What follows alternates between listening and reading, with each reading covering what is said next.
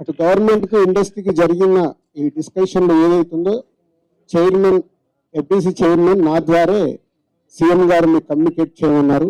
ఎందుకంటే ఇండస్ట్రీలో కూడా one of the important person కాబట్టి బోత్ సైడ్ నేను ఈరోజు జరిగింది మీకు కమ్యూనికేట్ చేస్తున్నాను. ముందుగా సీఎం గారి విజన్.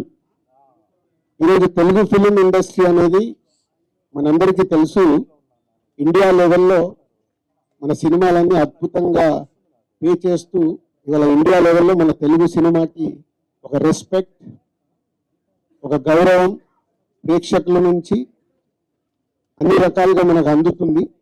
సో సీఎం గారి విజన్ ఇండస్ట్రీ మా అందరితో చెప్పింది, ఈరోజు తెలుగు సినిమాని మీ ఇండియా లెవెల్లోనే కాకుండా దీన్ని ఇంకా ప్రపంచవ్యాప్తంగా డెవలప్ చేయడానికి ఇండస్ట్రీ గవర్నమెంట్ కలిసి పని చేయాలి అనేది మొదటి అంశం.